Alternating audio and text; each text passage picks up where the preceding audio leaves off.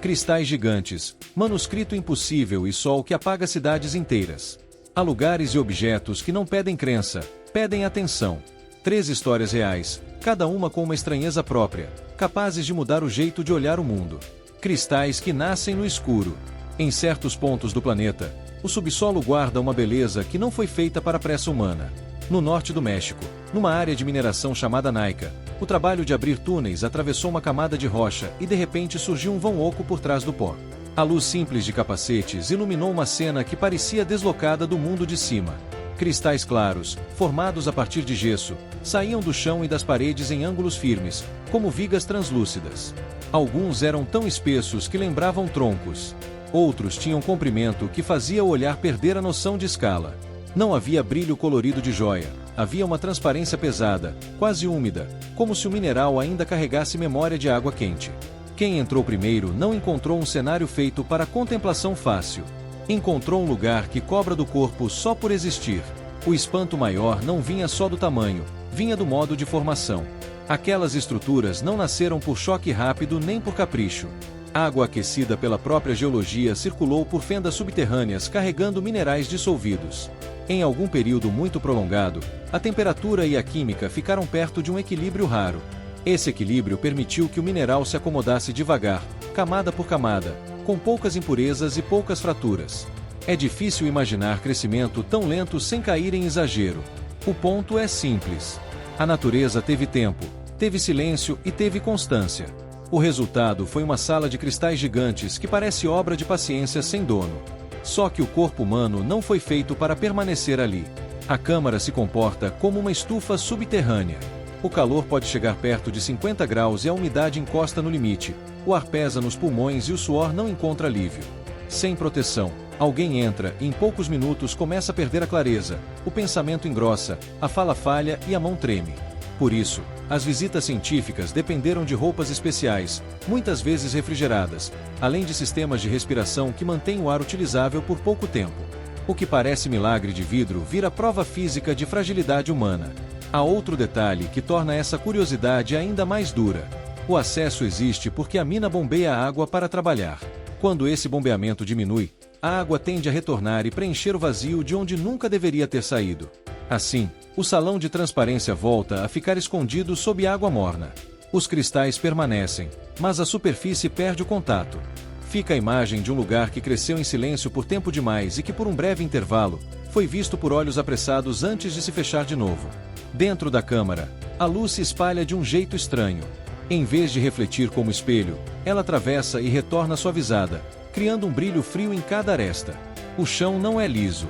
A lama antiga, marcas de ferramentas, cabos, o sinal bruto de trabalho humano tentando não profanar aquilo. Um toque descuidado pode lascar uma superfície que levou eras para se formar.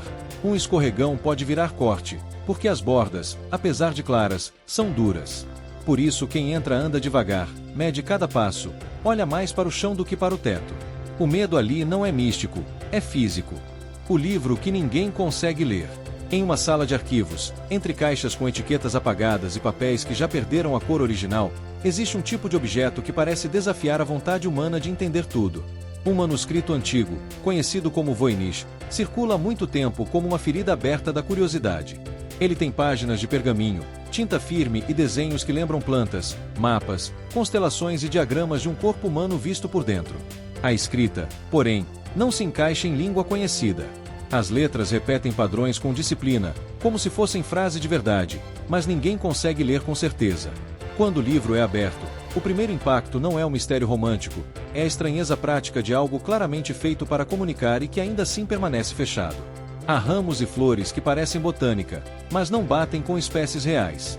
Há círculos que lembram calendários e sinais do céu, mas não se alinham com sistemas clássicos. Há figuras humanas pequenas, muitas vezes femininas, desenhadas em banhos, tubos e recipientes conectados, como se o autor descrevesse um mecanismo médico ou alquímico. O conjunto transmite intenção, como se cada página fosse parte de uma explicação longa e séria. Quem trabalha com livros antigos costuma perceber quando um texto é puro enfeite. Nesse caso, a impressão é diferente. A mão que escreveu tinha método, repetiu traços, alinhou margens e manteve ritmo gráfico. É exatamente isso que alimenta a obsessão. Ao longo das décadas, linguistas, criptógrafos e curiosos tentaram reduzir aquele idioma a padrões, dividir palavras, procurar início e fim de frases, achar erro, achar assinatura. Alguns viram ali um código com regras. Outros viram uma língua construída. Outros suspeitaram de farsa elaborada, feita para enganar colecionadores. Existem também hipóteses mais simples e mais duras. Talvez seja um texto real num sistema de escrita perdido. Talvez seja uma mistura de símbolos criada para soar como linguagem sem de fato carregar sentido. Mesmo quando surgem anúncios de decifração, eles costumam tropeçar em outro problema. Uma explicação que parece funcionar em 2 páginas quebra no restante. O livro não oferece uma chave óbvia. Ele é persistente como um nó. O mais inquietante é imaginar a vida em torno daquilo. Um autor sentado, num ambiente de lamparina, com tinta cara e tempo raro, preenchendo folhas com paciência, convencido de que alguém entenderia.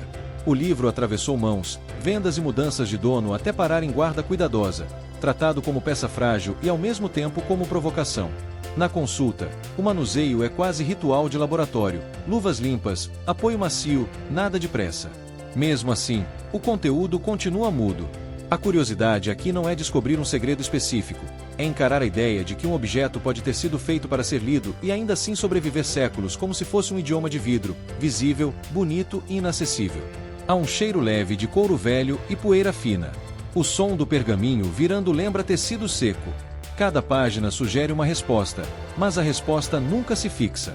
O dia em que o céu empurra a luz para baixo. Em noites comuns, a superfície vive sob a ilusão de controle. A lâmpada acende, a geladeira ronca, o sinal do telefone aparece e a cidade segue.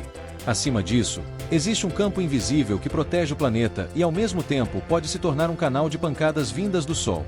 De vez em quando, o astro libera uma ejeção de partículas e energia que viaja pelo espaço e encontra a bolha magnética da Terra.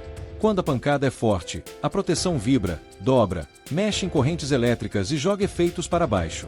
Não é fantasia de colapso inevitável, é física batendo no cotidiano. O céu que parece apenas cenário, interfere em fios longos, em transformadores e em equipamentos sensíveis.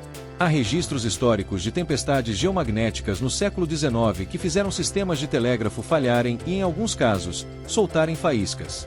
Na época, isso foi visto como espanto e espetáculo. Luzes coloridas apareceram em latitudes incomuns, como se o horizonte tivesse sido riscado com tinta verde e vermelha.